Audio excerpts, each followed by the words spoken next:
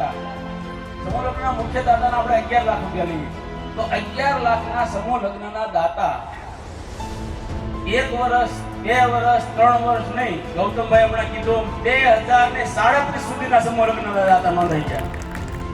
એક આગેવાને બહેનોને, જેટલી આપણી બહેનો વિધવા બહેનો છે એમને દરેકના ખાતામાં 900 દર મહિને, એટલે દર મહિને 5.5 થી 6 લાખ રૂપિયા એવા એને કીધું હું આજીવન આપીશ.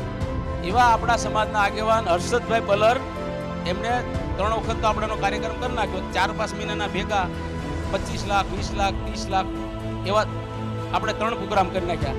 ઓઠિયા હોસ્પિટલમાં આવો એટલે પહેલી વાર તપાસ કરો એટલે મફત. દીકરીઓ અભ્યાસ કરી શકે એ માટે આ સમાજે કોલેજ શરૂ કરી મહિલાઓ માટે. જે સમાજના આગેવાનોની જે દીર્ઘદ્રષ્ટિ છે એને ધ્યાનમાં રાખીને જ્યારે ગામડામાંથી, સૌરાષ્ટ્રના ગામડાઓમાંથી કોઈ દીકરો કે દીકરી જ્યારે ભણવા આવે એ વખતે મને લાગે છે કે 10 કે 15 રૂમોથી ગુજરાત યુનિવર્સિટીની આજુબાજુના વિસ્તારમાં કોલેજો હતી, એ કોલેજમાં ભણવા જઈ શકે એ માટે ત્યાં સૌથી પહેલી હોય.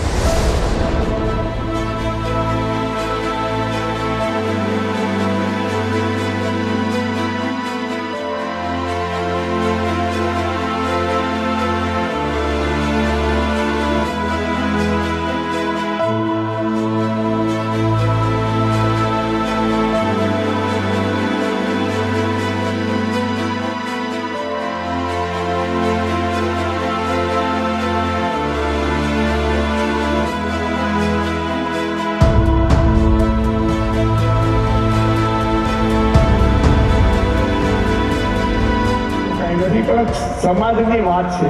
સમાજના સમૂહ લગ્ન ઓછા થાય કે વધુ થાય, પરંતુ વર્ષમાં એક વખત જો આ મેળાવડો ના થાય તો આજે ધારો કે 61 જે ટ્રસ્ટીઓ કરી શક્યા એ ના થઈ શક્યા.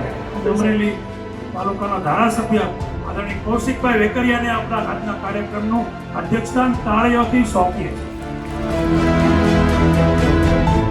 પણ સમાજના તમામ ટ્રસ્ટીઓને અને સમાજના તમામ વડીલોને મારે હૃદયપૂર્વકની શુભકામના પાઠવવી છે.